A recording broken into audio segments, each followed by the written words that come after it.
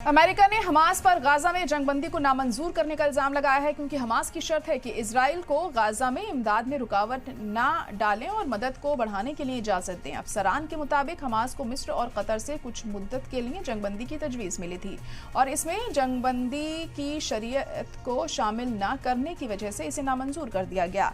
मिस्र के वजीर खारजा के साथ टेलीफोन पर बातचीत में अमेरिकी वजीर खारजा एंटनी ब्लिंकन ने कहा कि हमास ने एक बार फिर जंगबंदी को यकीनी बनाने के लिए तय तादाद में बंधकों को रिहा करने से इनकार कर दिया है।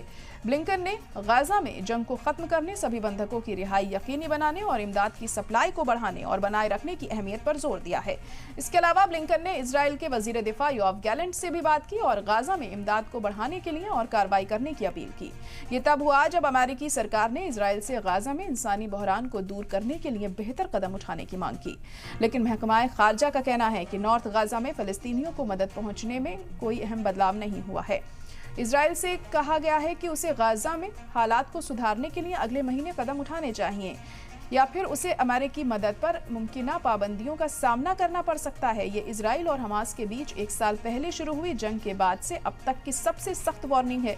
दूसरी तरफ हमास ने जंग और मुल्क के मफाद में सिमत अपने कदमों पर चर्चा करने के लिए काहिरा में फिलिस्तीनी राइवल ग्रुप फतह के साथ बातचीत की।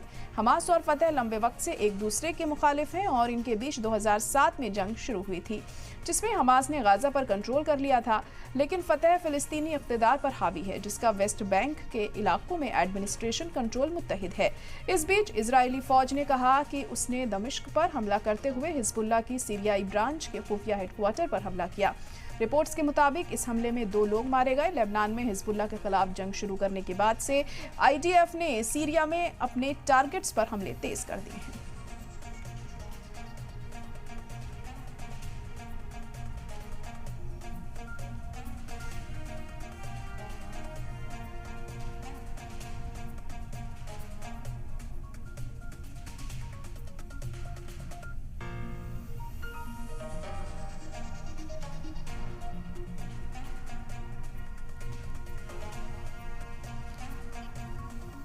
तो जंगबंदी मुआहदे को नामंजूर करने का इल्ज़ाम यहाँ पर लगाया गया है हमास पर। हमास ने शर्त के साथ मुआहदा मंजूर करने के लिए कहा था।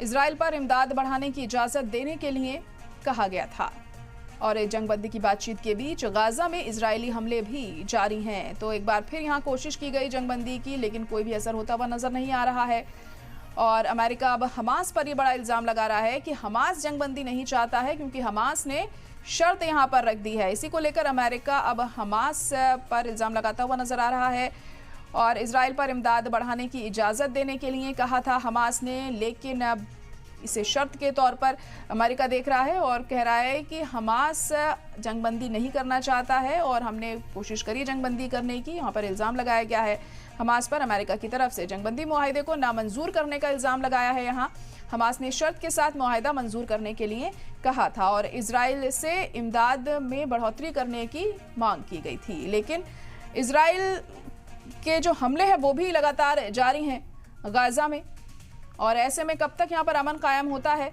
ये देखना होगा क्योंकि पिछले 1 साल से ज़्यादा का वक्त बीत चुका है और ये हमले हो रहे हैं लगातार। हज़ारों लोगों की जानें इसमें जा रही हैं और क्या हालात हैं वहाँ पर ये किसी से छुपा नहीं है और कब तक यही सिचुएशन यहाँ पर कायम रहेगी ये सोच ना अभी थोड़ा मुश्किल हो रहा है क्योंकि कोई भी असर होता हुआ नहीं दिखाई दे रहा। जंगबंदी की बातों का पिछले काफ़ी वक्त से लगातार कोशिशें तो की जा रही हैं तमाम ममालिक की तरफ से, मगर कोई आखिरी फैसला नहीं हो पाता है। कभी शर्तों को लेकर बात अटक जाती है तो कभी इजराइल पीछे हट जाता है और अब हमास की शर्त की वजह से ये मामला बनता हुआ हमें नज़र नहीं आ रहा क्योंकि अमेरिका ने यहाँ हमास पर इल्ज़ाम लगाया है और अमेरिका का कहना है कि हमास ने शर्त रख दी है यहाँ पर जंगबंदी की। अगर जंगबंदी तब होती है जब अगर इजराइल इमदाद में इजाफा यहाँ पर करेगा। तो हमास ने ये बड़ा इल्ज़ाम हमास पर लगाया गया है अमेरिका की तरफ से। तो हमास ने शर्त के साथ मुआहदा मंजूर करने के लिए कहा था।